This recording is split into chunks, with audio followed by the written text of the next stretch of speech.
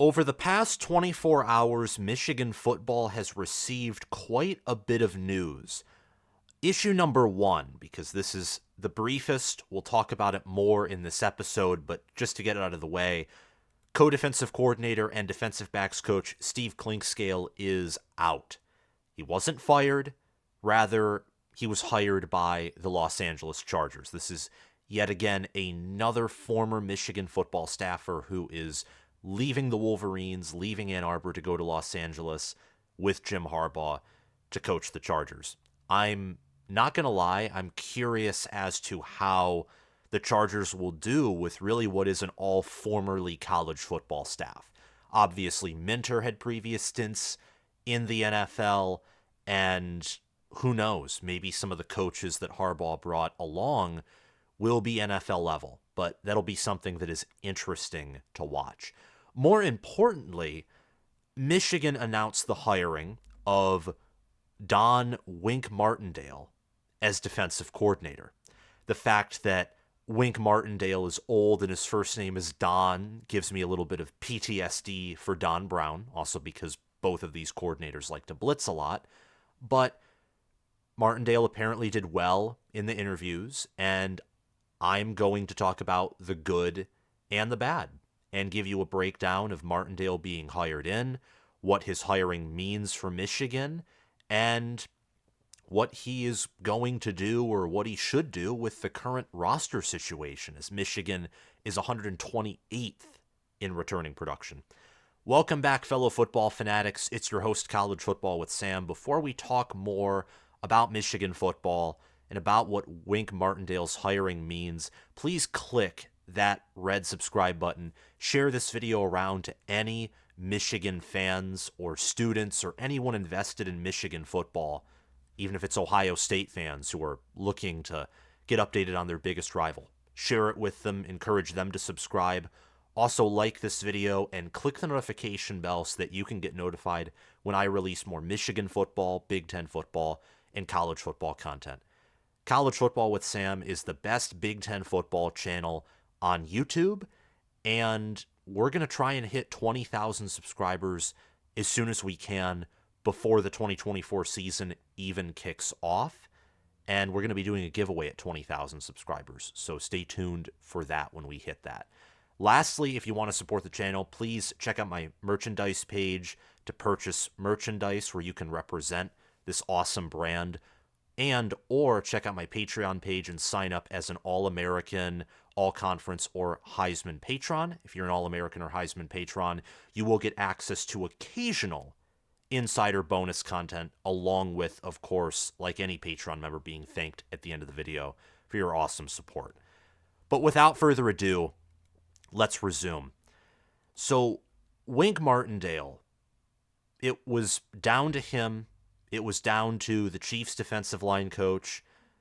I think his name was Joe Cullen.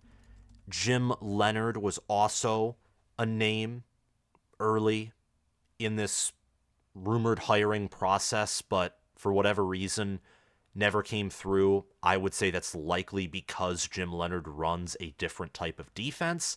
But Martindale did well in the interviews. It was reported that it was either going to be Martindale or Cullen, and Sharon Moore chose Wink Martindale. So here we are.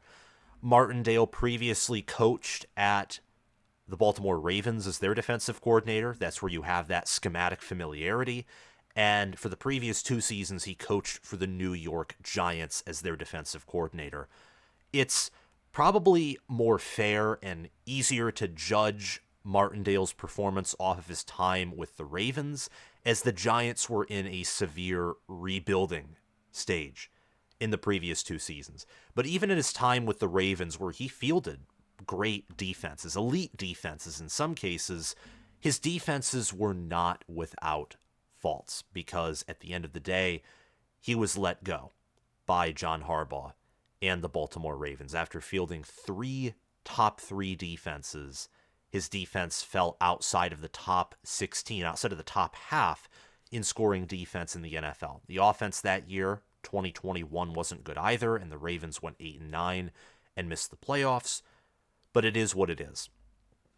Michigan now, and this is going to be something that Martindale and Moore have to collaborate on, of course. They have to hire a defensive line coach, a linebackers coach, and a defensive backs coach. So we're going to be discussing, more importantly, I think, the defensive backs position, because two names immediately came to mind. And these are names that are within the Big Ten, and Michigan could easily poach those coaches from their respective schools. But let's dive a little deeper into defensive coordinator Wink Martindale before we get into talking about Michigan's defense in a broad sense, and also the two names that I have in mind.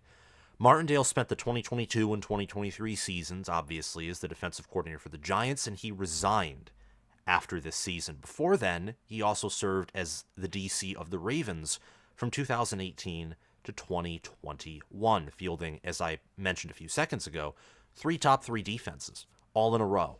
In 2018, the Ravens only allowed 17.9 points per game, which was second out of 32 teams in the NFL. The defense also only allowed 3.7 yards per carry, which is, I think, rather impressive, holding anyone to under 4 yards per carry. That's an impressive mark with defenses. In 2019, the defense only allowed 17.6 points per game, which was third out of 32 NFL teams. And the defense allowed 4.4 yards per carry on the ground. In 2020, 18.9 points per game, second out of 32 teams again, and allowing 4.6 yards per carry on the ground. You can see that in running defense, and to a certain degree defenses overall, there is a slight regression over those 3 years. And then in 2021, the offense did regress. It was the first time with Wink Martindale as the DC that the offense, the other side of the ball, wasn't inside the top half.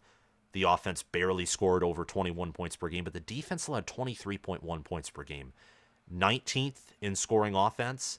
The real difference in this defense was, despite the fact that the rushing defense improved, only allowing 3.8 yards per carry, they allowed 7.2 yards per pass attempt, while the previous year they only allowed 5.6. In 2019, they allowed 5.7. And in 2018, they allowed 5.4. So really the secondary in 2021, for whatever reason, and I say whatever reason because I don't follow the NFL particularly closely, but I did homework here so we could discuss Wink Martindale. But over 4 seasons, the defenses under Martindale did regress. And I personally think that Jim Leonard or Joe Cullen would have been a better hire. But that's just me. We'll talk more about my long-term expectations for Wink Martindale in a few minutes.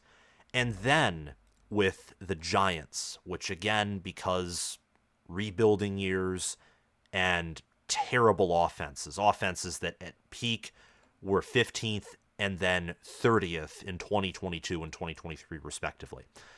In 2022, the Giants' defense allowed 21.8 points per game. They allowed 6 yards per pass attempt and 5.2 yards per carry. Ouch. In 2023, the defense allowed 23.9 points per game, which was about 2 points worse per game, but the offense produced about 5 points less per game.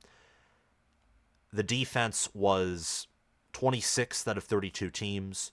They allowed 6.3 yards per pass attempt. They improved in rushing defense, only allowing 4.7 yards per pass attempt. But man, that offense, whether it was Daniel Jones or he got injured and it was Tommy DeVito, did not do the defense any favors. Him and the Giants parted ways. Some say resigned. Others, and to many actually, parting ways is just keys for your being kindly fired rather than being kicked out of the door type fired. There are definitely questions surrounding Wink Martindale, but he's a veteran, age 60, and he's familiar with Michigan's scheme, the Ravens scheme, where Michigan has gotten their previous 2 defensive coordinators, whether it's Jesse Minner, who was with the Ravens for close to a decade, spent 1 year at Vanderbilt, went to Michigan for 2 seasons, or whether it's Mike MacDonald, who was hired directly from the Baltimore Ravens, then returned as their defensive coordinator for 22 and 23, And now, entering 2024, he'll be the Seattle Seahawks' next head coach, which is awesome. Love to see it. He's reunited with some Michigan players like Olu Oluwatimi and also Mike Morris, offensive center and defensive end that is on the Seahawks roster. There are questions. I'm not denying that. But he's a veteran, and I think that his experience with the scheme and the fact that while Michigan does not return the same amount of production defensively, like let's say Penn State or Ohio State does, they return production on that side of the ball nonetheless.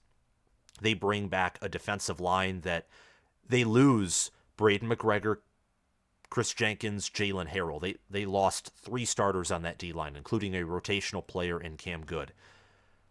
They return 1 starter in Mason Graham, but Kenneth Grant also at tackle along with Mason Graham, and then edges Josiah Stewart and Derek Moore. Those are players who would start on almost any other Power 5 roster. I mean, that defensive line is going to be good. Michigan, their key last season, why their defense was better, especially in the college football playoff performances last year, was because their run defense was elite. The prior season, it was great, maybe near elite. In 2021, it was above average to good at best. The passing defense has never been the problem for Ravens-esque Mike MacDonald, Jesse Minter defenses under Jim Harbaugh. Passing defense has never been the issue.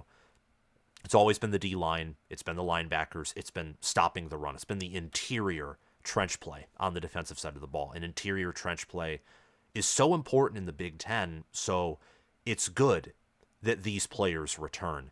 And at secondary, there are some key players who return as well. Obviously, Will Johnson, Rod Moore, Makari Page comes back. And there are players who have some experience, whether it's Keon Sabb and Jaden McBurrows, who've been involved in the rotation, or I think we've started at times due to some of the injuries to Rod Moore and Will Johnson sustained early last season, where you have a lot of experience in returning production there. Michigan, in losing Jalen Harrell, Chris Jenkins, who's able to get pressure on the interior, losing Michael Barrett, who's really the blitzing linebacker, and also losing Braden McGregor. Michigan, part of me is skeptical about more of a blitz-heavy defense, but Michigan will have to manufacture more pressure because of the production that they're losing.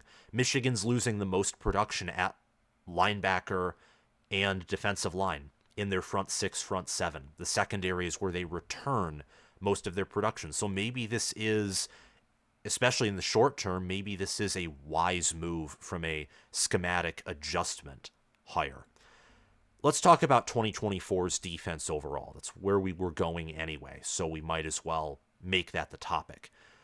Martindale will continue the Ravens system that MacDonald and Minter ran, and this, combined with a defensive line that returns key players, a secondary that has elite players, I think makes for a great 2024 defense, like I mentioned earlier. I think Michigan's defense, regardless of the hire, unless it was an absolute homeless man running the defense, I thought that with the pieces that are returning and the system that is in place at Michigan, that the defense next year wouldn't see a big drop-off.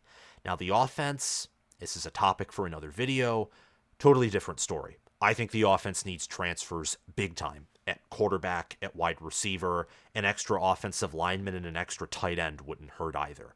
I think the offense, there is a chance that we see severe regression offensively. But we're talking about the defense in this video. The defense, I don't think you're going to see severe regression. You will see a decrease in pass defense, in run defense, in pass rush. All those things I think will get worse. But how worse will they get? That's a critical question. But I think the answer to that question is likely that there will just be expected decline due to losses of production rather than a radical drop off of a cliff, which I think we've seen in the past with Don Brown defenses, or we might see that this season with Michigan's offense, with the changes in coordinator, and more importantly than changes in coordinator, because I think Kirk Campbell will do a good job as coordinator, even though I personally wanted another candidate, but I think he's a good OC. Michigan loses all but one of their offensive starters in Colston Loveland. They return Mason Graham, Rod Moore, Will Johnson, Makari Page. They return 4 defensive starters and several players like Keon Sabb, Kenneth Grant, Derek Moore, Josiah Stewart, Ernest Hausman, Jaden McBurrows. All of those players were in the 2 deep. All of those players got playing time or were substituted in big games. They have experience playing in the Big Ten. They would start on most Big Ten defenses, and Big Ten defenses are the best defenses in the country. They are. The Big Ten is known for defense. It's the Big Ten, and Georgia used to be Alabama, was known for their elite and sound defenses, but it's really the Big Ten and Georgia, and maybe Clemson if they can recruit better and if they can replace that departing production. I expect Michigan's defense to be an elite unit. I do. Looking in greater detail at who returns, you have back Josiah Stewart, who is second in the team in sacks with 5.5. Derek Moore was third in the team with sacks with 5. Kenneth Grant had 3.5 sacks. Mason Graham had 3. TJ Guy had 1. Rayshon Benny had 1. Keon Sabb had a half sack. He also had 4 passes defended, 2 interceptions. Mike Sainristil will be missed with his 6 interceptions, 2 pick sixes, and 2 forced fumbles. Thankfully, Michigan returns Will Johnson, who had 4 passes defended, 4 interceptions. He himself had a pick 6, also 27 total tackles. And Rod Moore coming back with 3 passes defended and 2 interceptions is good as well. Michigan is not returning all of their starters or all of their production, and I think there will be a drop-off. But the D-line should be lethal. The secondary should be lethal. I'm curious what running back will look like. I trust Ernest Hausman and Jayshon Barham, who is a great starter at Maryland. But losing Michael Barrett and Junior Colson, the 2 starters, all of the starters from the linebacker room are gone, and linebacker is the most important position on defense. The linebacker is the center fielder, the quarterback of the defense. He organizes everything, calls the signals, etc. He can see the whole field, and he does everything. Stops the run, rushes the passer, defends the pass, because he's in between the defensive line and defensive backs. He takes on all of their responsibilities to a certain degree. That's a very important position. And speaking of that position, speaking of the defense overall, his defense is definitely going to be the most important side of the football, because they have yet to make hirings. Martindale is the only defensive assistant locked down right now. Michigan needs to replace Mike Elston. They need to replace Chris Partridge and Rick Minter, who is the interim linebackers coach, and now they need to replace Steve Clinkscale. Obviously, Elston and Clinkscale went to the Chargers. And because the offense is losing so much production, and I think it's safe to say that the defense outside of the offensive line and running back room was deeper than all parts of the offense, I think Michigan's offense is going to drop off, and I think that the defense will have to carry the offense at times next season. At least that is a likelihood. Guarantee? No.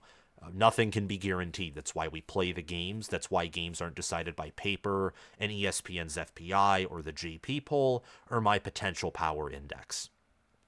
But it's so important that this defense plays at an elite level, that they make the right hires on the defensive line, at linebacker and defensive back. There are two names for defensive back coach, and I'll even give you guys a name for linebackers coach.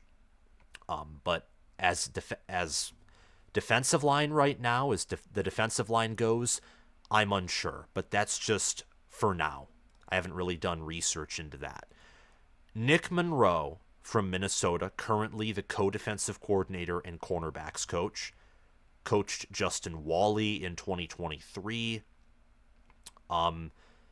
And he's helped, whether it's Syracuse and their secondary, him being promoted from within at Minnesota. I think it'd be a good fit. You can maintain the co-DC title. Minnesota's corners, the previous year, they struggled at times, but Wally is a really good corner, and Trayvon Jones was a newcomer. So Jones finished still tied for second on the team with tackles, 2 picks. Justin Wally was an honorable mention, all Big Ten. I think that he would be a good hire, good move. You could also go after Minnesota's safeties coach, because whether it's Tyler Nubin or the previous season, Jordan Howden, Minnesota's had a reputation of coaching good individual defensive backs. Now, the team effort for Minnesota's defense last year was not good, but that's the same with this next person that I would hire as secondaries coach. Aaron Henry. I bring you the man, the myth, the legend who worked under defensive coordinator Ryan Walters in 2022 and coached an elite secondary that had Devin Witherspoon, that had Jartavius Martin, Sidney Brown. These are players who were drafted in the NFL and who, I mean, look, Devin Witherspoon was viewed as one of the best corners in the 2023 NFL draft. This season, very young defense. In Aaron Henry's first season, the defense certainly had their struggles, but they also had their upsides. And 5 Illini earned all Big Ten honors in 2023 on the defense. Newton and Keith Randolph at defensive tackle, defensive end, defensive line, and defensive back Xavier Scott earned an honor. Linebacker Dylan Rosaic earned an honor, and linebacker Seth Coleman as well. Seth Coleman will be returning to an Illinois team that overall has a lot of their production and some key pieces from 2023 back. So maybe Brett Bielema will get Illinois back to going bowling or get a breakout season next year, and maybe Aaron Henry wants to be a part of that. He is the defensive coordinator, calling plays. If Michigan were to hire him, you'd have to give him a big pay boost and at least give him a, I'd say, co-defensive coordinator title and let him have some type of input on the defense. I don't know if Martindale or Moore will be okay with that. I don't even know if Aaron Henry will be okay with that. Maybe he wants to continue to be a defensive coordinator, but there's no doubt that he is an elite defensive backs coach. And these coaches, Aaron Henry and Nick Monroe, are in the Big Ten. They know how to coach in the Big Ten, so that's why I went to them first. And Michigan under Ward Manuel has had problems competing, ashamedly enough, in terms of salary pool. This is Minnesota and Illinois. You will be able to poach these coaches if you give them a good offer. This coach for linebackers, in a different video, potentially in the probably next few days, unless the hirings are announced relatively quickly, I'll talk about some candidates for these different positions. Rob Dvorak, Nebraska's linebackers coach. That is who I'd want Michigan to hire at linebackers coach. Poach him away. Nebraska has tons of resources. So if Michigan manages to poach him away, that means that Michigan is willing to pay what they need to win. And he did an impressive job. He's quickly rising in the assistant world. Nebraska's linebackers, whether it was Luke Reimer, whether it was Nick Henrich, they suffered through some injuries, the linebacker room did at times, or newcomers MJ Sherman or Chief Borders. This linebacker core was great last year. It was better than the 2022 linebacker core, pretty close to the 2021 linebacker core that was great. It was, along with Tony White's defense and any of the defensive positions, it was great. And I think that hiring him would be a phenomenal move at linebackers coach. For defensive line, I'm unsure as of now, but there are definitely candidates that Michigan can go after that would coach at an elite level. We will see where this hire goes. Right now, I lean towards pessimism, if I'm being honest. I don't think Martindale is a long-term solution. I think that because of his familiarity with the scheme, and there are plenty of good, great, elite players on this defense, that this year the defense can easily be elite, maybe in 2025 as well, depending on recruiting, development, and the assistants. But I think that it's best for Michigan and probably best for Martindale that he only stays at Michigan for a year or two and then tries to get back to the NFL or somewhere, because I think long term him being here will result in another Don Brown type of situation. I don't think is bad, but Michigan right now isn't trying to be 10-3 every year or even 11-2. You get the point. Michigan's trying to compete for the Big Ten, college football playoff, and national championship every year. At least they should. And I think long term, I question whether Martindale is that type of defensive coordinator. But overall, despite leaning toward pessimism, it's not the worst hire that Michigan could have made. There's familiarity. I can see why it makes sense. And Martindale and Sharon Moore, defensive coordinator and head coach, and any assistant coach at the Power 5 level or any level of football knows more about the sport than I do. So hopefully I'm wrong, and there's a good chance that I am, in a good way.